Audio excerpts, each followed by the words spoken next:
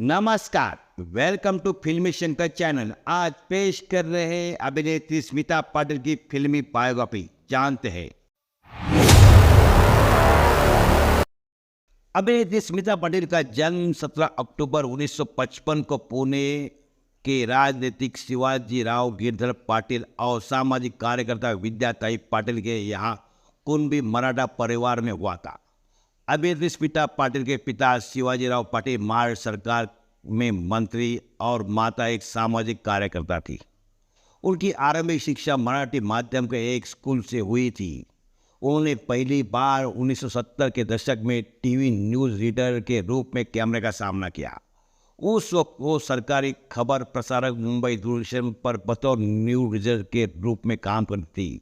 हमेशा से थोड़ी विद्रोही रही स्मिता पाटिल की बड़ी आंखों और सावले सौंदर्य ने पहली नज़र में ही सभी का ध्यान अपनी ओर खींच लिया था।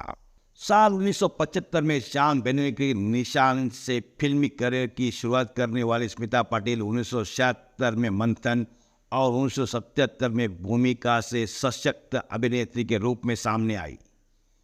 फिल्म भूमिका के रोल के लिए उन्हें पहला राष्ट्रीय पुरस्कार भी मिला। मराठी के प्रसिद्ध साहित्यकार जयवंत दलवी की कृति पर आधारित फिल्म चक्र में अम्मा की भूमिका के लिए उन्हें 2 बार राष्ट्रीय पुरस्कार से सम्मानित किया गया।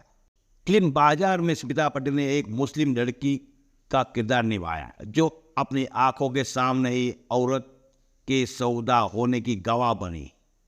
वही जब्बार पटेल की फिल्म सुबह में उन्होंने एक ऐसे अधिकारी की पत्नी का रोल अदा किया था जो पत्नी की गैर मौजूदगी में एक दूसरी औरत से रिश्ता कायम कर लेता है।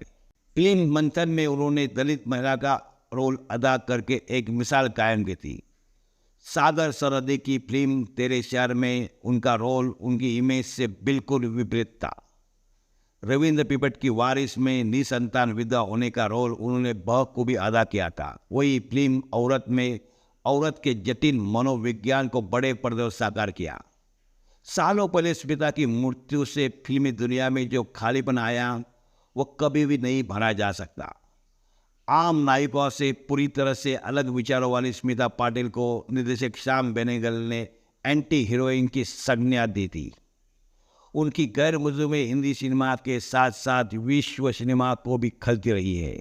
अभिनेत्री स्मिता पाटिल ने 1980 में प्रदर्शित फिल्म चक्र में झुग्गी झोपड़ी में रहने वाली महिला के किरदार को ऊपर पर्दे पर जीवंत कर दिया। इसके साथ ही फिल्म चक्र के लिए वो दूसरी बार राष्ट्रीय फिल्म पुरस्कार से सम्मानित की गई थी।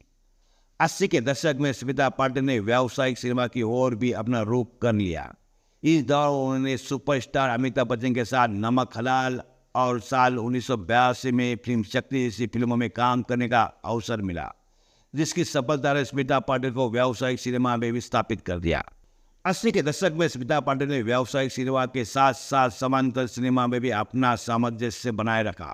इस दौरान उनकी सुबह, बाजार, भीगी पलकें, अर्ध सत्य, मंडी जैसे कलात्मक फिल्में और दर्द का रिश्ता, कसम पैदा करने वाले की, आखिर क्यों, गुलामी, अमरूद, नजराना और दान दान जैसी व्यावसायिक फिल्में प्रदर्शित हुई, जिसमें स्मिता पाटिल के अभिनय के विविध रूप दर्शकों को देखने मिले थे। 1985 में स्मिता पाटिल की फिल्म मिर्च मसाला प्रदर्शित हुई। सौराष्ट्र की आज़ादी के पूर्व पृष्ठभूमि पर बनी इस फिल्म ने निर्देशक केतन मेहता को अंतर्राष्ट्रीय ख्याति दिलाई। ये फिल्म सामंतवादी व्यवस्था के बीच पिसती औरत की संघर्ष की कहानी बयां करती है। ये फिल्म आज भी स्मिता पाटिल के सशक्त अभिनय के लिए याद की जाती है। स्मिता पाटिल मराठी और हिंदी फिल्मों की एक अभिनेत्री होने के साथ साथ एक सक्रिय नारीवादी होने के अतिरिक्त मुंबई के महिला केंद्र की सदस्य भी थी। वे महिलाओं के मुद्दों पर पूरी तरह से वचनबद्ध थी और इसके साथ ही उन्होंने उन फिल्मों में काम करने को प्राथमिकता दी जो परंपरागत भारतीय समाज में शहरी मध्य वर्ग की महिलाओं की प्रगति, उनकी कामुकता तथा सामाजिक परिवर्तन का सामना कर रही ही महिलाओं के सपनों की अभिव्यक्ति कर सके। स्मिता पाटिल को साल 1977 और 1980 में राष्ट्रीय फिल्म पुरस्कार, साल 1978, 1981, 1982 को फिल्म फेयर पुरस्कार और साल 1950 को पद्मश्री पुरस्कार मिला था। अभिनेत्री स्मिता पाटिल की जिंदगी सुपरस्टार राजेश खन्ना और अमिताभ बच्चन स्टारर फिल्म आनंद के एक मशहूर डायलॉग, जिंदगी बड़ी होनी चाहिए लंबी नहीं, की तरह रही।